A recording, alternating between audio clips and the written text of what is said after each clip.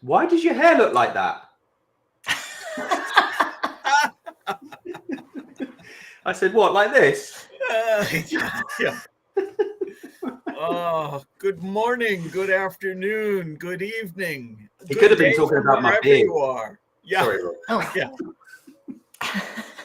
Welcome to another edition of the Digital Download, which is the longest running weekly business talk show on LinkedIn Live, now globally syndicated on the IBGR network.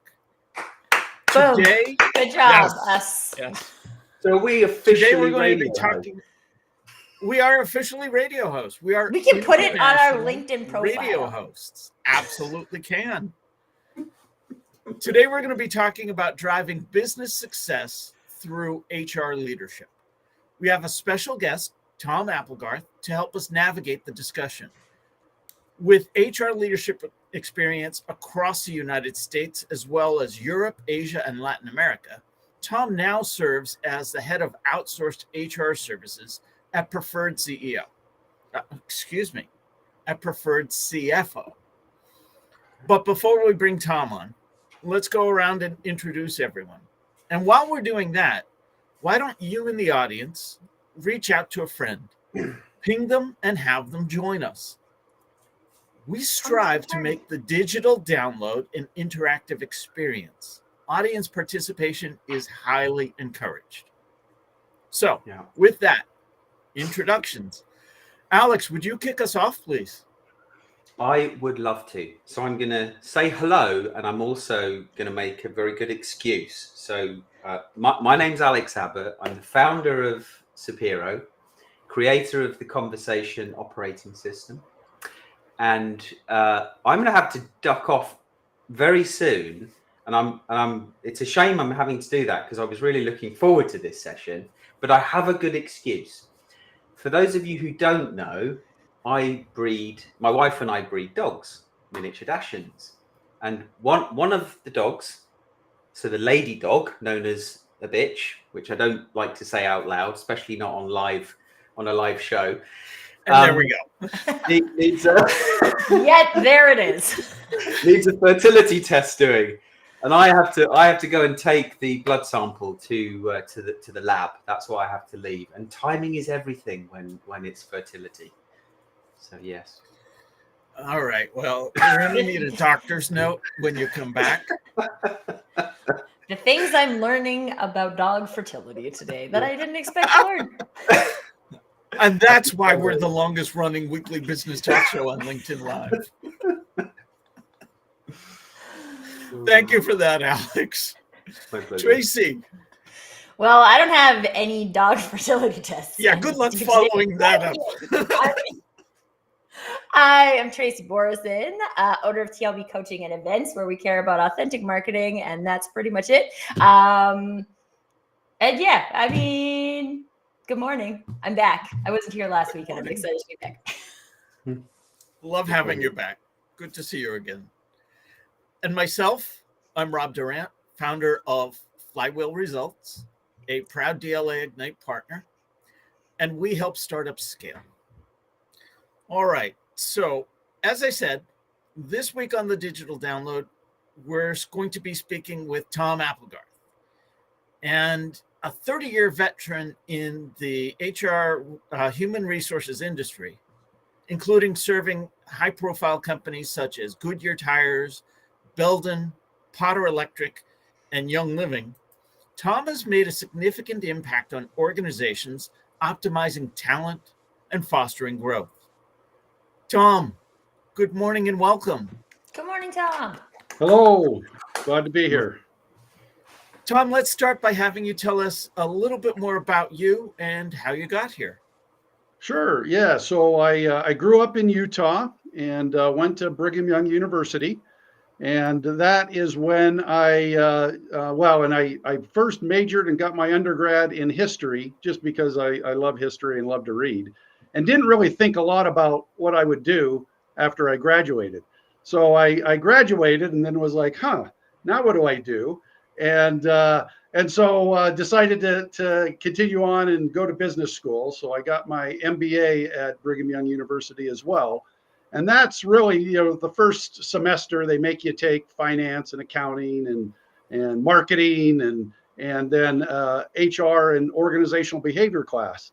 And way back when I was going to BYU, Stephen R. Covey had been a professor of BYU and had left not too long before I went into the business program, but was still coming back and giving some lectures and was a big presence on campus.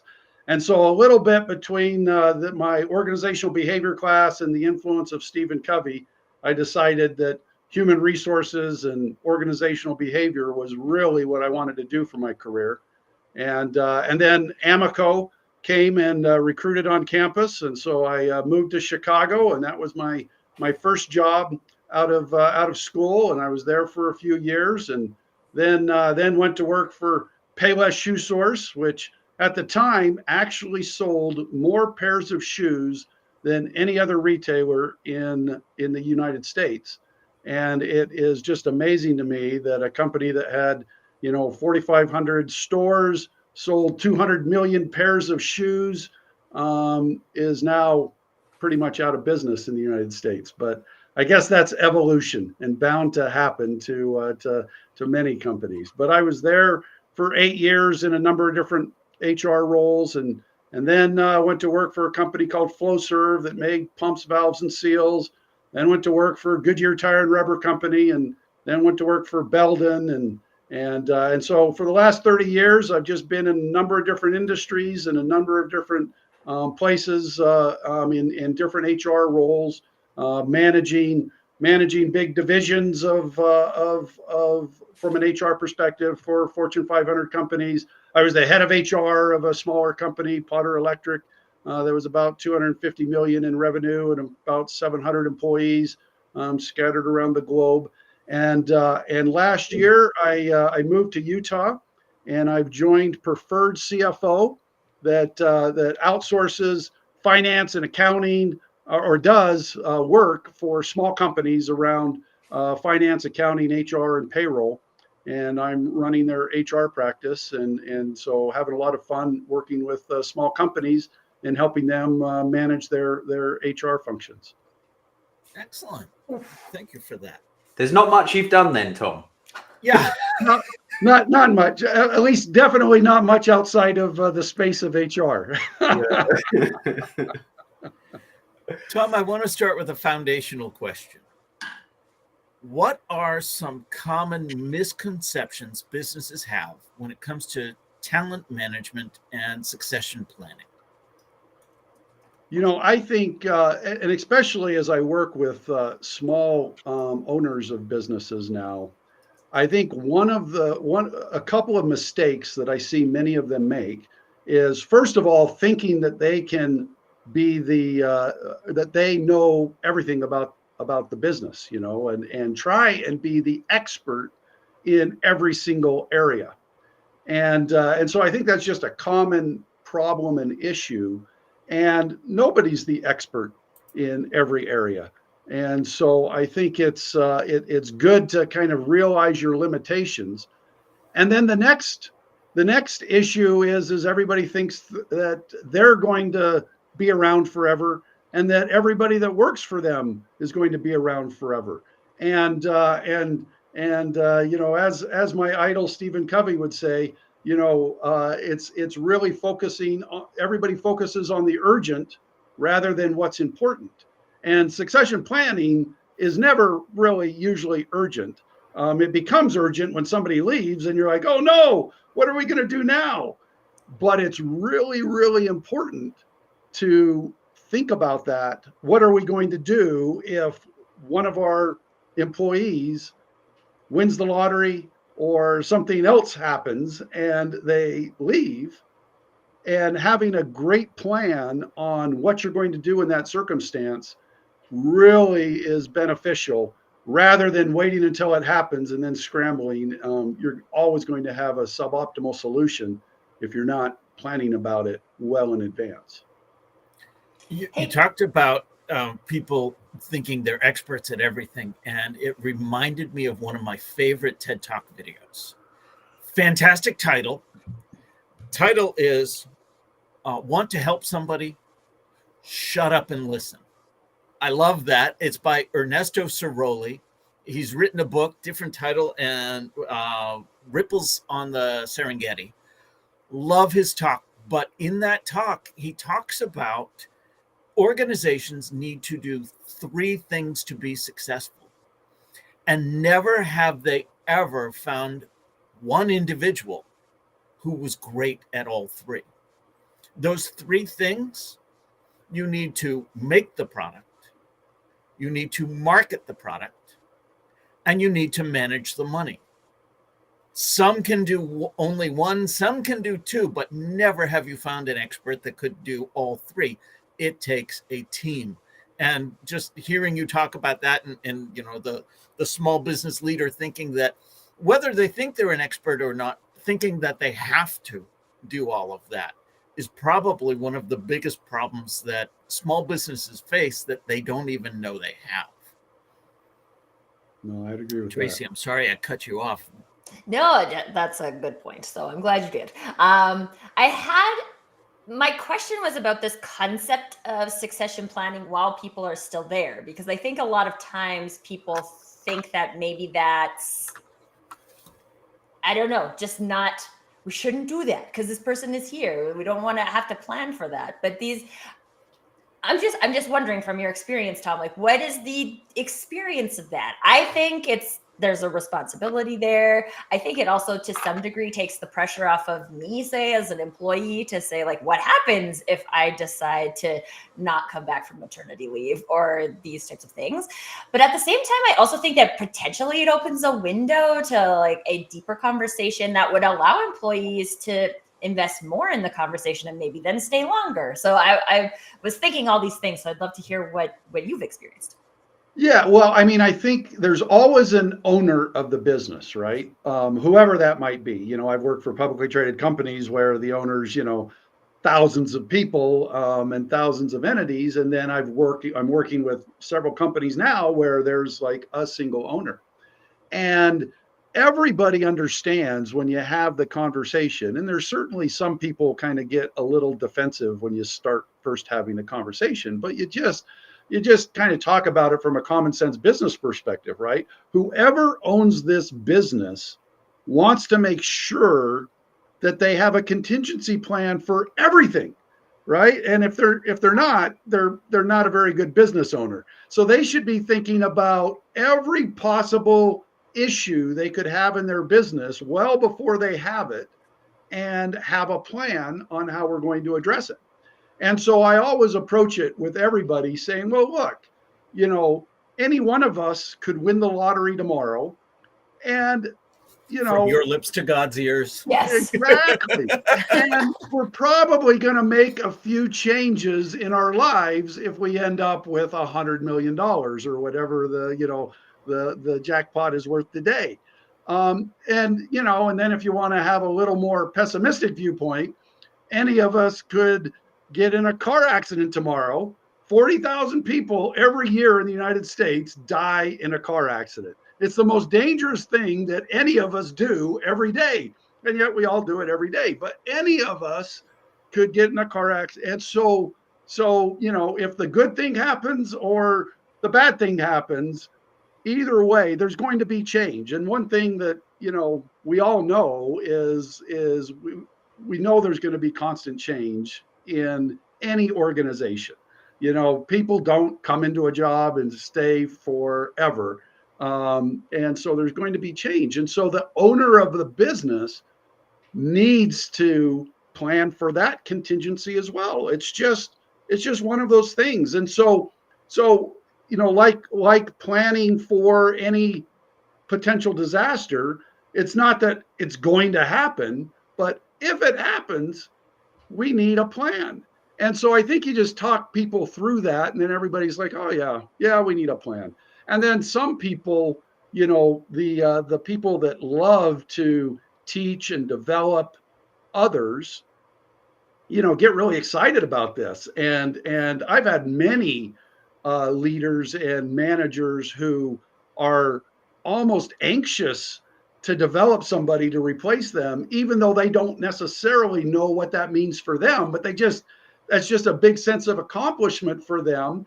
And for a lot of businesses, it's really good, because then if it means that if you've developed your successor, you can now, and you're still a valuable member of the team, but you're like, hey, look, I want to go do this. We're not doing whatever it is well as an organization.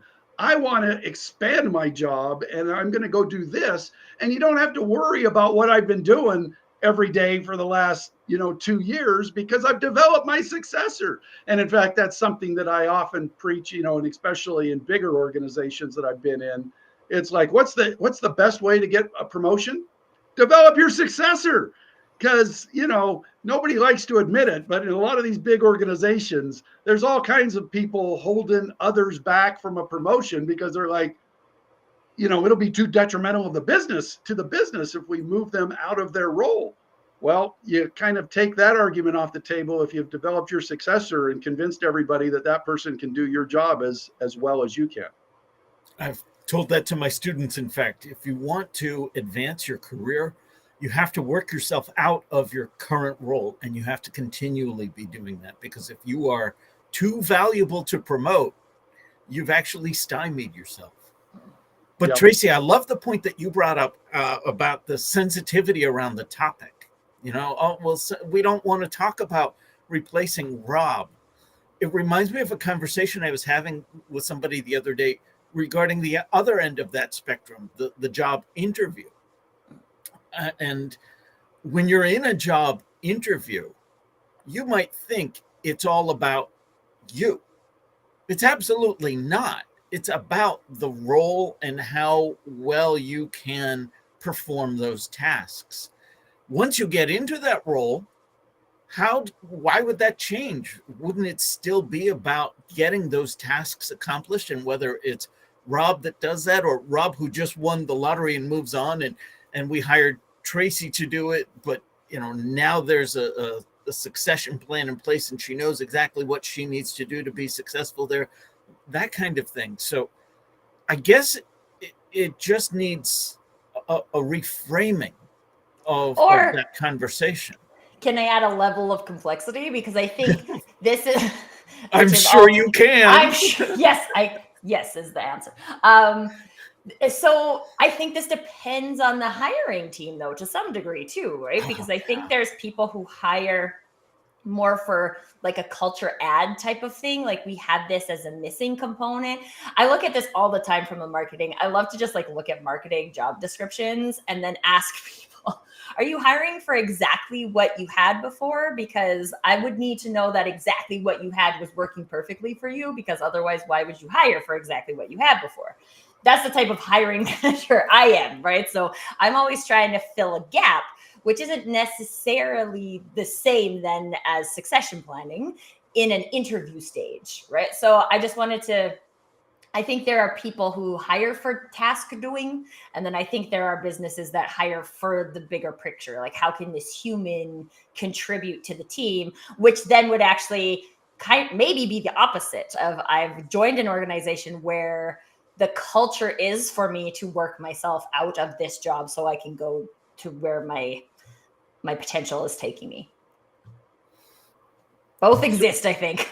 Yeah. Absolutely. No, and absolutely. I mean, I think that every company needs to not only determine whether or not somebody can do the tasks associated with the job, but are they going to fit in the culture, and are they going to be additive to the culture? Because some of the worst hires you can make are very technically proficient people, but who really change the culture for the negative.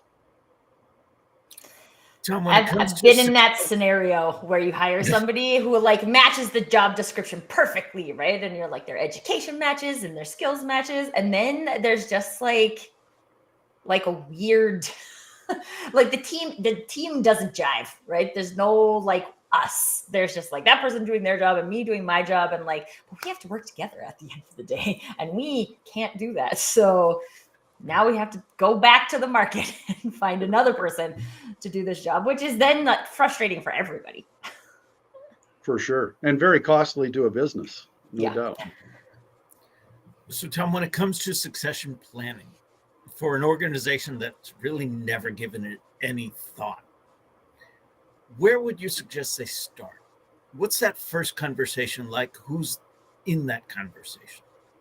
Yeah, so I think it's always easiest to start at the top. If for a small company, sometimes I've been in larger companies where you start with a leadership team if the rest of the organization really isn't ready or doesn't want to do it. But I think you start with a leader and their team, and I always start with, well, let's just have a conversation and let's just talk about each specific job. So let's talk about the head of marketing for this organization. Okay, who do we have that we think could ever possibly be ready? And usually when you start that conversation, there's not usually a lot of names that kind of come to people's minds, but you just explore it and say, I'm not saying ready now. I'm saying like ever ready, like in in their entire lifespan, could they ever? And then, that starts to free up the conversation, because certainly, people that are fresh out of university or just starting their career, that's one of the beautiful things about bringing somebody in, is you can imagine that person maybe being anything at some point in time, right? Because they haven't proven you wrong yet, and they haven't developed a lot of bad skills, and so it's but I think it's just starting the conversation. And then with each job on the leadership team, just coming up with a list of potential. And usually it's actually pretty normal that you hardly ever come up with what I call ready now candidates, people that could step into the role today, for a lot of reasons. But you rarely come up with ready now candidates. But you usually in a conversation can come up with people ready in some time frame, whether it be 1 to 3 years, 3 to 5 years, more than 5 years, more than 10 years, but in some kind of time frame, you usually are able to come up with some group for at least some of the jobs. And I think it's a really valuable, and it's worth, and it usually doesn't have to be a real long conversation, but it's an hour or two conversation, and you come up with a list of names. But I think it's really, really valuable, because there are always some positions that have a lot more names than others. And where you have no names for some of the positions, that's the next place to start the conversation is, okay, where we have no names, what are we going to do? What's the plan to at least get some names on the list? And then where you have names, it's a very positive exercise, because then now you can talk about, well, let's go talk to those people and see, first of all, whether or not they're even interested in somewhere down the road moving into that job. Because if they're not, then let's take them off the list. But if they are interested, now let's talk about development activities and put together a plan on, okay, we don't think they're ready for 4 or 5 years, but what are the skills, abilities, and experiences that they should have, that they're going to need to have in the next 4 or 5 years to be in that position. And sometimes that's a real daunting task for people and kind of overwhelming. And so it's like, well, let's not think of everything, but what's a couple of steps in the right direction? And let's kind of put together a plan on at least a couple of steps in the right direction. And let's put a time frame around it. And then let's, schedule another time, a few months down the road to see how we're progressing on those 2 or 3 steps. And then we can think of another 2 or 3 steps. But, I think it's like anything, it's often overwhelming when you think about the task, but it's just getting started and taking the first steps. So I was envisioning that first step, that room full of leaders. I'm thinking of the organization that has 300 to 500 employees total. And you've got, as you said, let's start with the CMO, for example. As soon as that CEO starts that conversation with that room full of leaders, your CMO, your CRO, your CHRO, and so on, I can envision the CMO really squirming in their seat, because I've always talked about, work yourself out of a job, but I've always thought, bottom up. At the CMO, there's really no more up.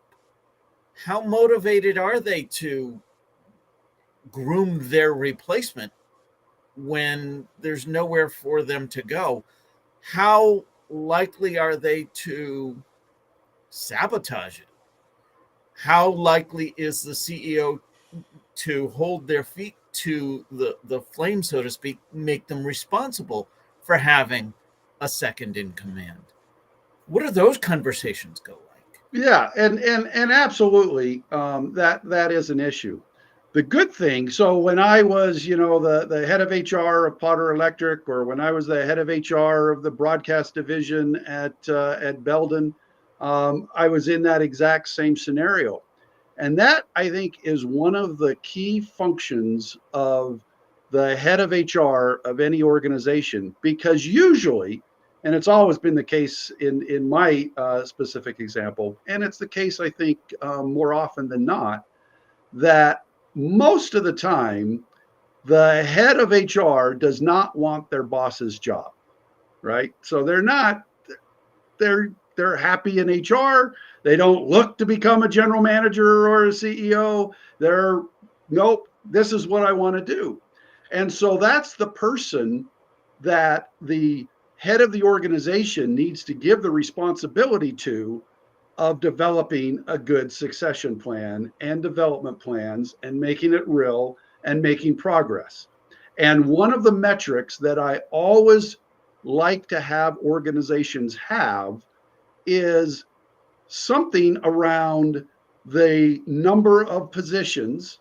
And and you can define what those are, whether it's all manager positions, whether it's just kind of senior level positions, but you ought to have some metrics that the HR person owns on what percent of those positions have ready now successors, have successors that are going to be ready in 1 to 3, have successors that are going to be ready in 3 to 5. And really, like anything, what you measure is what's going to get worked on. And so the HR person has to own that. Now, what makes a good HR person is someone who can work through the organization and get most people to buy in to the vision of what we're trying to do and what we're trying to accomplish. Because the HR person's not going to be able to affect that metric on their own. They need the entire organization to work with them to put together the plan that's going to improve, continuous improvement, every quarter, every year, on what our succession plan looks like. And the HR person needs to work the organization and needs to work with the CMO, who might be a little antsy about, wow, I don't really want to develop my successor. Well, look, this doesn't mean, even if we had somebody who could do your job tomorrow, that doesn't mean that that the CEO is going to make a decision and decide to do that. I mean, why would they? If you're doing a great job, it's always better to have, it's way better to have 2 people who could be the CMO, but one happens to report to the other. And that gives you an opportunity to delegate tons of projects and frees you up. And you no longer have to work 70, 80 hours a week. Maybe you're only working, in fact, the best CEO I ever worked for probably worked 30 hours a week. He had delegated everything. And when he decided to leave the organization, he had a successor that stepped into his role. The board was still sad to see him leave, didn't want him to leave. He was still a relatively young man in his mid-50s, but had his successor all developed, and they weren't going to push him out. He left when he wanted to leave, when he, had made enough money and wanted to go do something else. But he wasn't intimidated by developing his successor at all, because he knew the board was not going to push him out before he was ready.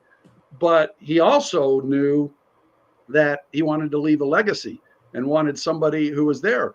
But he had developed this successor from a marketing leader in a small business unit to eventually being the COO, where most of the organization was reporting to him for a couple of years before the CEO ever retired. And that's what allowed the CEO the last couple of years to probably be working about 30 hours a week. I always used to kid him, I'm like, I think you got a part-time job here. He's like, well, that's what good leaders do. Yeah. Awesome.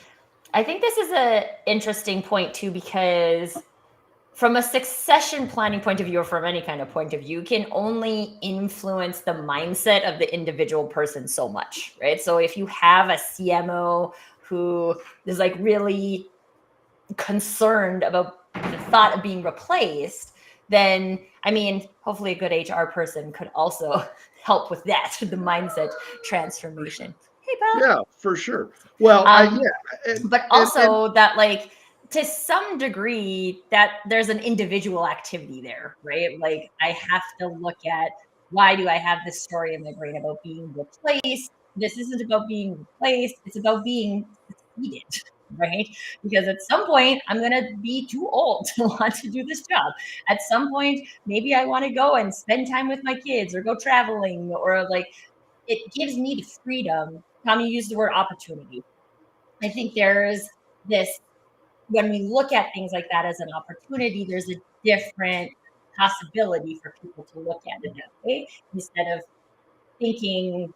I think where people get stuck, where people get nervous, like you said, Rob, is when they think they're going to be replaced. And if you've done what you can do to like earn this role, like you said, Tom, with that CEO, people aren't going to push you out. It just gives you the freedom to have the possibilities. And hey, I would love to be like a part-time CMO, right? You have all this professor who can do most of your stuff, and now you can like take on some of those other things that maybe you want to volunteer for a nonprofit, or you want to start a nonprofit arm of your business, or like, there's just, I like to look at things from the possibilities point of view. So I think there's a really great opportunity in succession planning to reframe that around the possibilities for you as an individual and the possibilities for us as a company when we are doing these things. Yeah, and there's no doubt one of the roles I played a lot in my career is convincing leaders that you can't be a great leader and be threatened by having too many qualified people on your team. That is a limiting factor to being a great leader. If you're going to be a great leader, you have to develop your team to be great. And some of them may at some point in time become, really, really good and could probably do your job. But that gives you an opportunity to really take your job, to expand your job, and to make your job something that nobody ever envisioned when you first took that job. And so it's really opportunistic. But there's definitely been times when part of the HR leader's role as well is, hey, I've worked with this CMO in our hypothetical example. That person is a good at their current job, but they're horrible at developing their organization, and they're horrible at developing their successor. And so, more than once in my career, I've had to kind of go to the leader of the organization and say, hey, we've got a problem, and we got to kind of figure out how to solve that problem. And sometimes that alone, that one activity of a CMO being really fighting against developing the organization and developing a successor, that single flaw in their leadership ability has forced us to have to make a change in that leader. Everything else is great. And if you just embrace what is, for any senior leader in any organization, one of your key duties has to be to have great contingency plans in place for every potential issue that may happen in the business. And succession planning is one of those. And if you're a senior leader and you can't embrace that as one of your core responsibilities, the organization probably has to change you out. I was thinking back to that vision I had of the C-suite conversation where we've got the CEO and 6, 7, 8 other C's sitting around the table. And the realization there is that of the 7 people that report to the CEO, should the CEO move on, only one of them could potentially move up. So the other 6 have to prepare themselves to move on. So preparing your replacement is either going to help you move up here or move up somewhere else. Whereas not doing it, as you were saying, Tom, is going to cause you to move on somewhere else, whether you wanted to or not. So it's almost as though it's no longer a damned if you do or damned if you don't. It's just damned if you don't. Yeah, for sure. Absolutely. And it's, it is just a fundamental responsibility of any senior leader in any organization is to plan for contingencies. So I think they're not doing their job if they're not taking succession planning seriously. And you know what is interesting to me about this, though? Like, how many senior leader job descriptions have in the job description that it's part of your responsibility to create your succession plan? Because I mean, maybe I don't believe in absolutes, so maybe there's a couple of them floating around out there. But like, there's not. I read a lot of job descriptions because I think they're mostly terrible, but like they don't. And so then people come into a leadership role not knowing that that's part of their responsibility as a leader, especially if you're maybe a new leader. And so we're not really doing our leaders any favors if we're not informing them that this is actually, you shouldn't be surprised when you come into this role. I'm going to ask you to do succession planning because this is what good leaders do. Absolutely. No, I agree with you. Yeah, it isn't in many job descriptions, but it should be for sure. Tom, I want to shift a little bit. I want to shift the conversation to financial impacts. How can increasing employee compensation lead to cost savings? Yeah. So I've actually gone through this several different times in my career. So when you have a turnover issue, there's always lots of causes for turnover. But one of a common cause is not paying people the same compensation that they can get somewhere else. And so, not everybody is focused just on money. In fact, most people are not focused just on money. But for most people, if they come across an opportunity that will increase their pay by 20 or 30%, they're going to take a good hard look at that. They're going to be like, wow, that's, we're not talking about a couple of percent. We're talking about 20 or 30%. And so if you are, as an organization, paying well below market and you're having high turnover, that's probably the first thing you need to fix.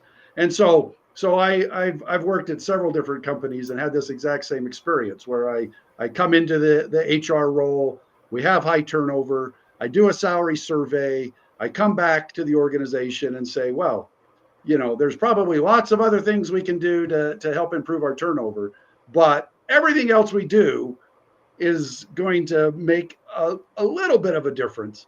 But if we have a dramatic increase in the compensation for the employees, it's going to make a dramatic difference in turnover. And then every single time, at least the 6 or 7 times that I've done it in my career, the head of the organization and the head finance person says, well, we can't afford to do that. And I'm like, well, you can't afford not to, but let me go do the work. So then I have to go partner with, in a manufacturing organization. I did this where their the people on the front line were making probably 30% lower than what was the median wage in the area.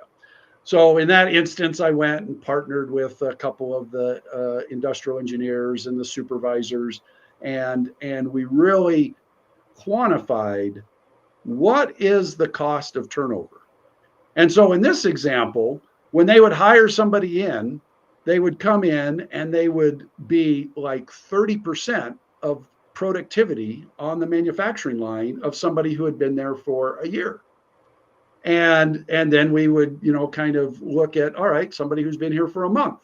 Well, they're at 50% of the productivity of somebody who's been for a year. Somebody who's been here for 2 months, maybe they're at 70% of the productivity of somebody who's been for a year. And in this specific case, it was literally like a 9-month process before somebody became as productive in the on this manufacturing environment as somebody who'd been here for a year. And yet they're paying the person who just started the exact same amount that they're paying somebody who's been here for a year. And so you're wasting, you're basically, need to hire 3 people and so it costs you 3 times as much to get the productivity as somebody who's been here for a year. And so you go and quantify that cost of turnover. And then in this example, there was also a big cost of quality because it was the same issue that the quality defects of the new hires was much higher than somebody who had been here for a year. And so you quantify all of those. And then there's really easy to quantify costs, like, how much time, you need. In this specific case, we needed a full-time dedicated recruiter because they had to hire so many people that, once we fixed the turnover, we were able to, have that person do something else in the organization and only spend a fraction of her time recruiting manufacturing workers. And so, we went and quantified the cost of turnover, went and looked at not only what other organizations that competed for us for talent, what they were paying and what their turnover rate was. And there's a very definite correlation. So you can predict, hey, and in this example, our turnover was like 100%. Literally, this manufacturing plant had 200 people working there, and they were hiring 200 people every year for the 200 people that were working there. And we went and increased the starting wage by 30%, and the turnover decreased to like 40%. So and absolutely everybody will agree, we saved money by increasing the wage tremendously. Excellent. I think that I heard a story once about like a catering business who did the same thing. They wanted to get the best people, and they wanted to have, because they're trying to create a specific customer experience, that they wanted to have consistent staff. So people who have year-over-year Christmas parties and things like that can get the same staff. And so what they did is they increased the wage by $2 an hour. But that made it like way higher than anybody else in the industry. So everybody wanted to work there, but it was also based on like, we actually are taking the actions to keep you as employees because we want to keep you as employees. So there was leadership listening and all these different things that played into it too.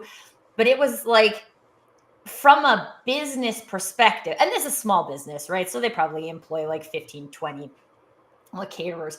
They're like, this is such a small increase from a wage perspective in terms of our overall budgets, but increased their revenues ended up being like way higher, because then the people who work there are telling their friends like, you should hire us as a business because these guys are awesome, and they increase their business by like 40% and their cost by like 5% or something. So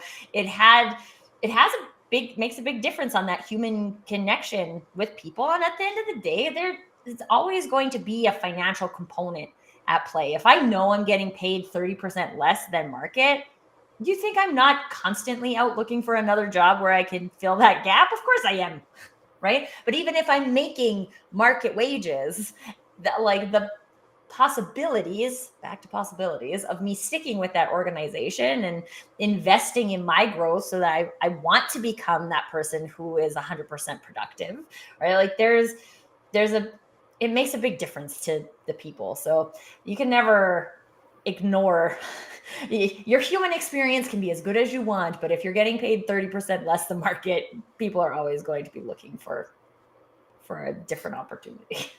That's right. No, you're exactly right. And that's why I think it's really important for every company to look at information to make sure they know what market is. Because I mean, in this case, it wasn't because they were purposefully trying to pay people below market. They just weren't paying attention. And over time, they hadn't given the increases and they were at market, like 5 years before, but they just, they were given kind of 2 and 3% increases when their competitors were given 3 and 4% increases, and just over time they fell way below the market. So compensation is a big piece of the benefits package, probably the biggest, but there are other elements to it as well. So what are some innovative approaches to providing competitive benefits while managing costs? Yeah, absolutely. I mean, it is hard today in the United States to attract great employees without having good benefits, without having good competitive medical, dental, vision, 401k with a good match. I mean, if you don't have that element, a lot of great employees aren't going to be, wanting to come to work for you. Now, there are some really small companies that I work with that because benefits are not cheap for sure. They're very expensive. And so there are a few small companies I work with who have consciously, they're less than 50 employees.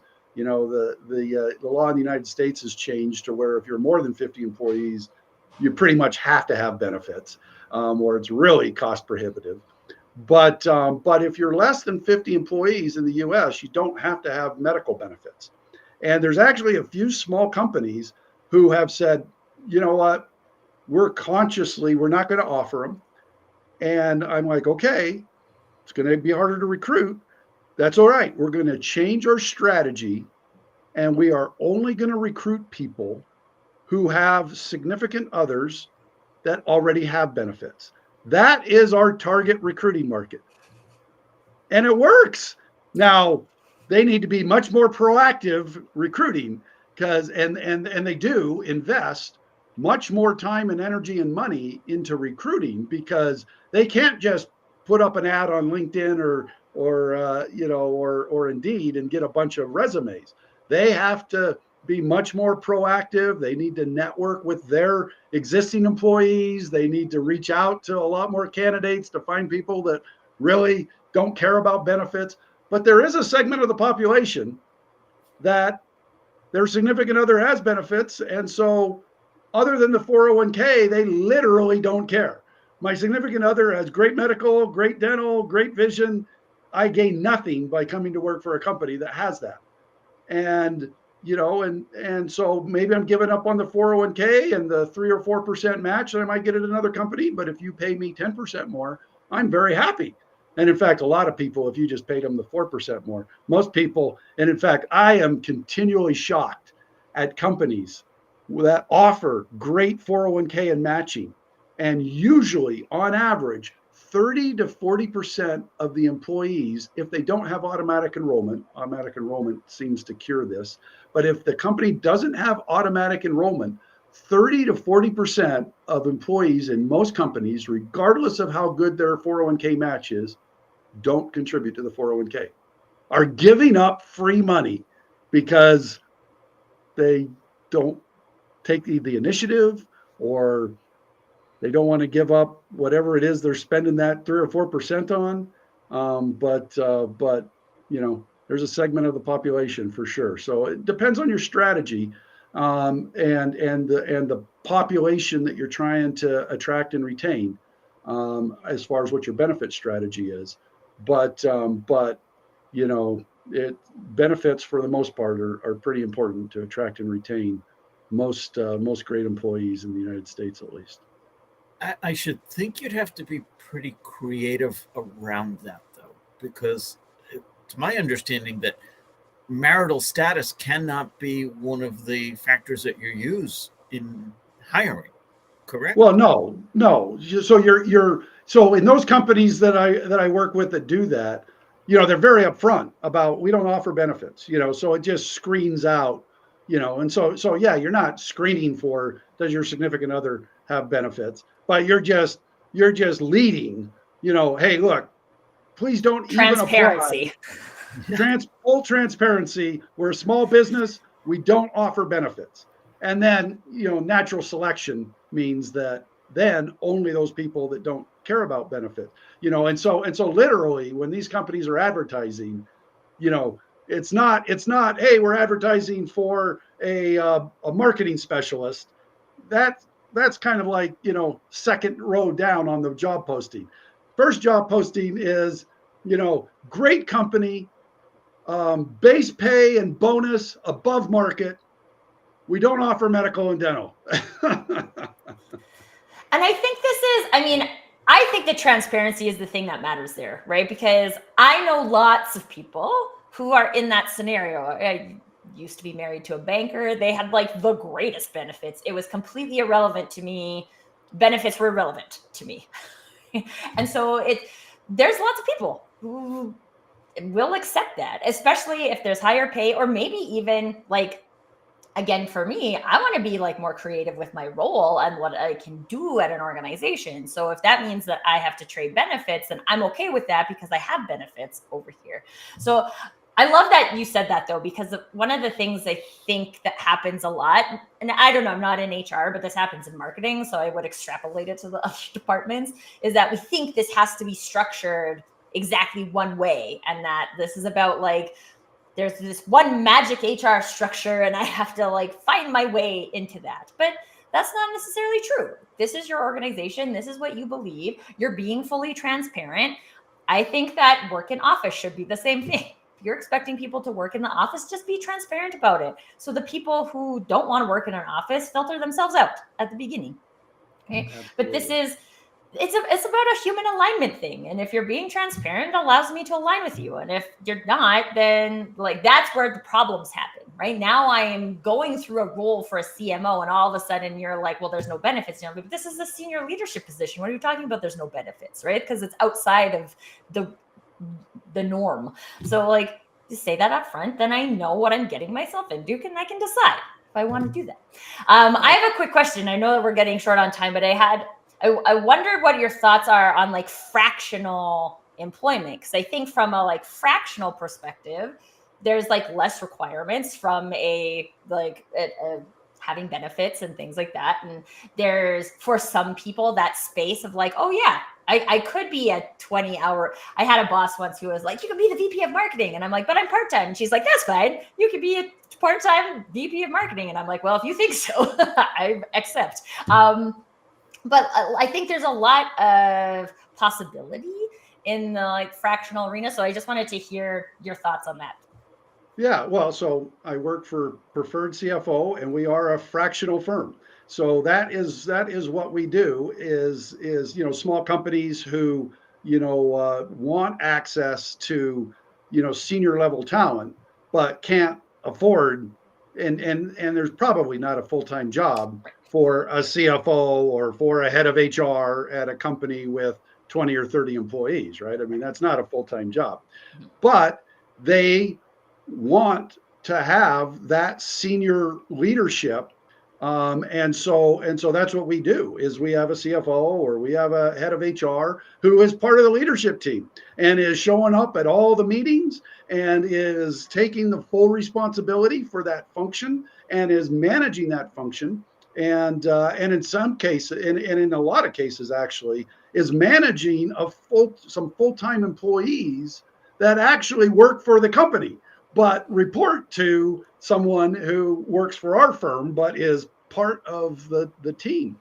And I think that is the solution for small companies where the head of the company thinks is acting as the expert in all of these areas. Well, if you are the expert in finance or accounting or marketing or whatever, great. But if you're not the expert, if you don't view yourself as an expert, you're probably right. And hiring somebody on a fractional basis who is an expert is exactly the right way to do it. And so, part of my role at Preferred CFO is I go recruit a bunch of CFOs for our firm. And we have everything from people that, just like this environment and work for us full time and have, 7 or 8 clients that are doing this on full time. We have people who are kind of like semi-retired, but don't really want to retire. But they don't want to work, 50, 60 hours a week like they used to. So maybe they have 2 or 3 clients and they're working, 20 or 30, maybe sometimes in a busy week, 40 hours a week, but they like it. And then we actually have a few CFOs. I would never say their name because I don't know if their current employers know this, but they have a full-time job. And then for whatever reason said, hey, I could have 1 client, it'll keep me engaged and, whatever their motivations are. Sometimes it's just, a little boredom at their current role. Sometimes it's that they enjoy a little variety. And sometimes it is they want to make a little extra money or whatever it is. But we have some of those as well. And I think that, the gig economy is kind of, this is becoming more and more prevalent. I think is a great way for small companies to have access to great talent and for people that are experts to, have a little more flexible working environment if that's what they're looking for. Tom, this has been fantastic. Thank you. To our audience, thank you. Thank you for participating. Thank you for the comments.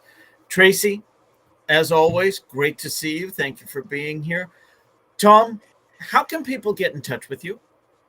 So you can go to preferredcfo.com, or if you Google Tom Applegarth, I'm always on the first page. Luckily, there's not that many Tom Applegarths in the world. So you can hook up with me at preferredcfo.com or LinkedIn.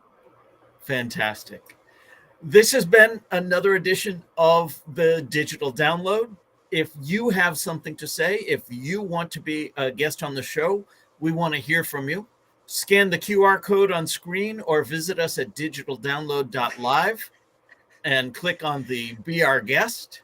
I never get it For right. myself, for Tracy, for Alex, shout out to Alex. Hope all is well with the puppy. Tom, thank you very much for being here. And we will see everyone next week.